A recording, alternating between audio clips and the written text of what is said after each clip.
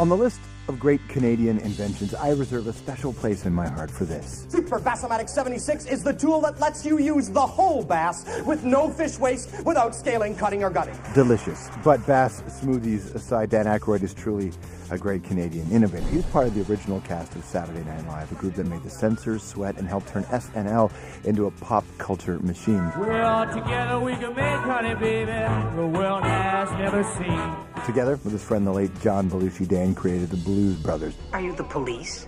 No, ma'am. We're musicians. This mythic duo that helped revive and popularize the sound of American blues. What followed was a phenomenon. The Ghostbusters films, both co-written by Dan. There are rumors about a third Ghostbusters too. I want to get Dan's inside take on that. In short, the guy who scored an Oscar nomination for Driving Miss Daisy helped launch the House of Blues and got into the liquor business. This guy has an otherworldly amount of talent.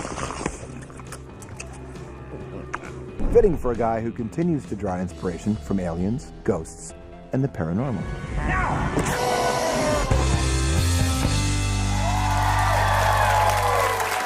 I waited my entire life to do this interview. Please welcome Dan Aykroyd!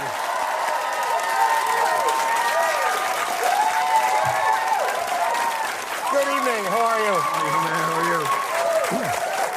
Welcome. Thank you. I don't think, I think in this great time that you've been on the air here at CBC, this is the first time I've been on. First time? This is, yeah. This is pretty cool.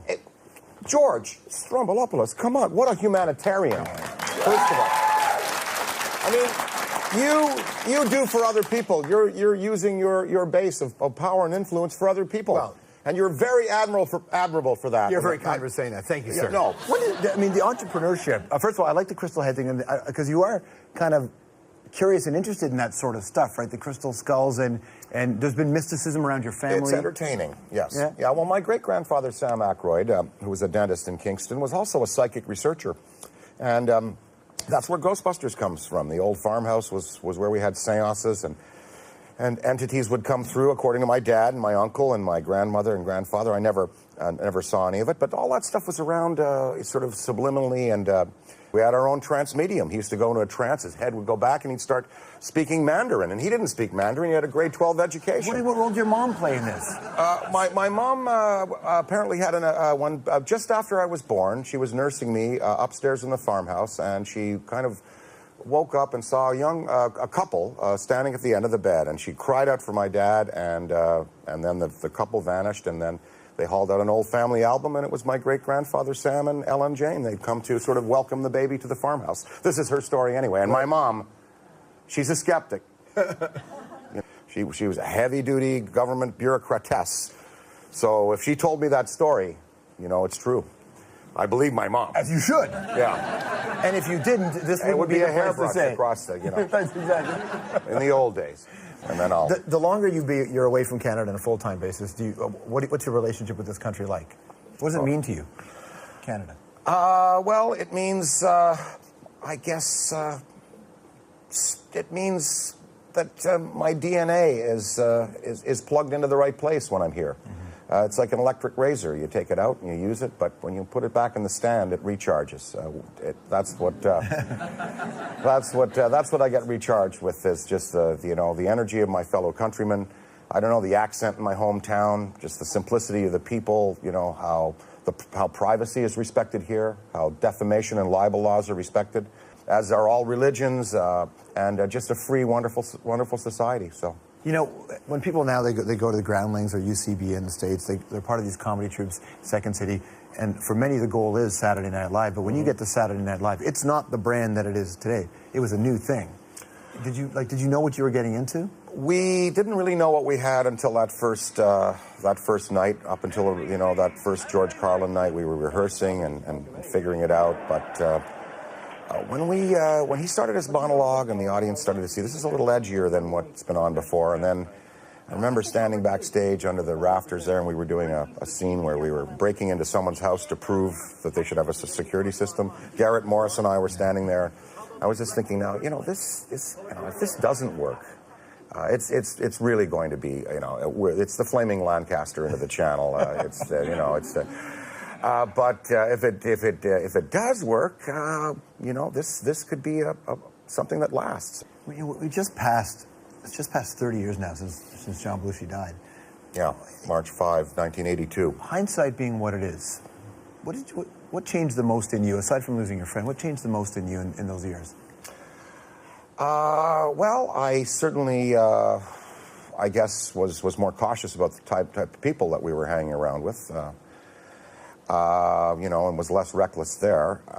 And also, I guess what I tried to do was keep John's legacy and the music alive, and spread the message that, you know, he wasn't only, you know, someone who died in an ignominious manner. He was a intelligent, funny, smart, well-read, considerate, kind, generous, compassionate, passionate artist, and you know, I think of him every day. Yeah. Interesting, in the animated series of the Blues Brothers, it's his brother and your brother did some of the voices, right? Yes, yeah. That's right. Which is kind of neat. It stays as a family deal. Yeah, we like that. Yeah, it's true. Jimmy can sound like John, and Peter can sound like me. Yeah, should use that more often. So you had mentioned earlier about you trying to get Bill Murray to call you back on the other thing. Are you talking about the Ghostbusters 3? Yeah, Ghostbusters 3. You know, I loved him. Well, I'm going to look at some of the pages here coming up the next couple of weeks. Got a good, hot young writer on it. He wrote Men in Black 3 and Eitan Cohen, and he seems to be on the case there. And we'll see. Is everybody involved from the original crew? You know, I really don't know what I'm going to see there. I just know that Billy's expressed, you know, an interest in you know, perhaps looking at something, but it's hard to say with Murray. You know, the Hurricane is an unpredictable.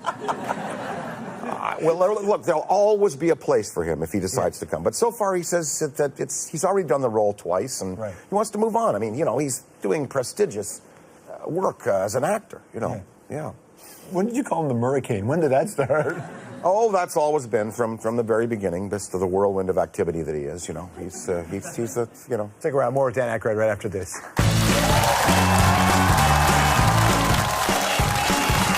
Up next, we hear a kid from Hull / Get to Know, who ends up being good friends with the godfather of soul. Then what happens? And more of Dan's incredible story next.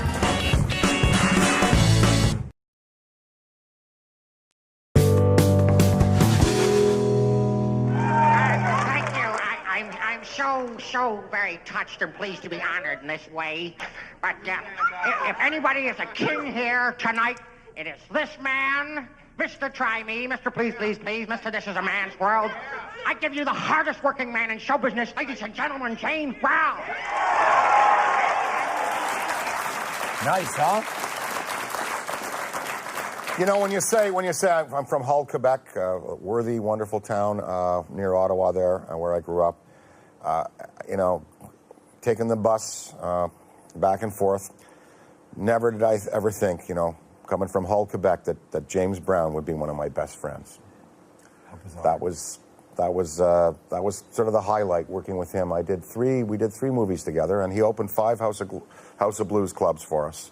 Yeah, that's Dr. Detroit, but that's not just James Brown. You know, say that blonde woman in the crowd we cut. Well, I know. I pointed her out. Mrs. A is around here someplace. Doesn't have the hair like that. You met your wife in that movie? Yes, indeed. The most important picture of my career, of course. Yeah. Donna Dixon. Yeah. You made a run at being a priest, right?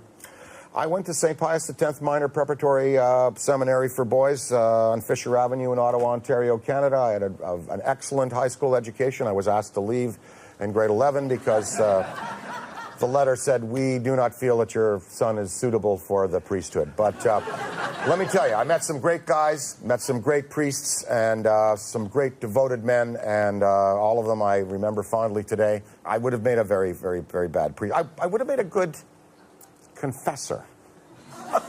Which is half the game, dude. Yeah. Well, I guess the other half is sinning, maybe. That's right. I would have listened. I would have been able to listen and love dispensing advice. So you know that would have worked for me. Well, your brain is. I think you have no risk of losing that acuity. I'm going to keep those memory exercises going. Yeah. But I've heard in the past, you were talking. I think it was on NPR. Do you identify with Asperger's? I think, I went to an analyst when I was a kid, and I have a little touch of that. A little touch of Tourette's was the analysis at the time, and I still feel it a little bit today. Luckily, it's manageable and controllable. I've seen a lot, worse cases, and I really feel for people who have to fight that in the youth of their families. But I was able to overcome it and channel it creatively. But I still hear myself barking sometimes. You've done alone, and you've got something when you're doing it. I've interviewed people who are living with autism and some with Asperger's, and they talk about its effect on them creatively. Can you connect it to you? I think, some of the, maybe just getting absorbed in kind of a look, a face, a voice. When I was a kid, in the mirror, like Jim Carrey talks about how he used to make faces in the mirror and become absorbed. I think maybe it might have grown out of that. People's brains work in different ways, right? Yeah. That's kind of a harmless application of it. For sure. Yeah. What a real pleasure, man. Thank you so much for doing thanks. Well, it's about time I dropped in. Dan Aykroyd, we'll be right back. Come, Dan Aykroyd!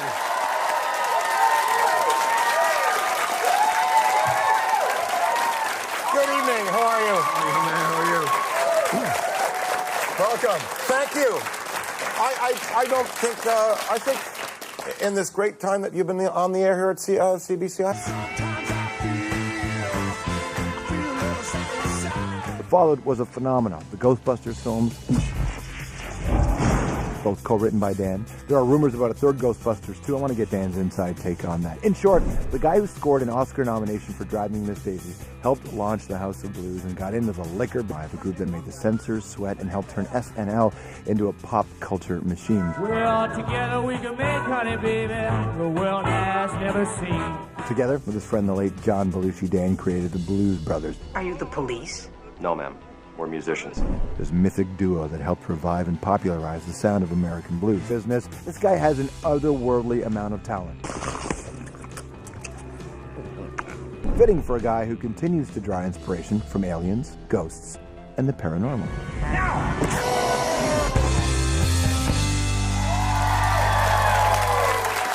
I waited my entire life to do this interview. Please welcome.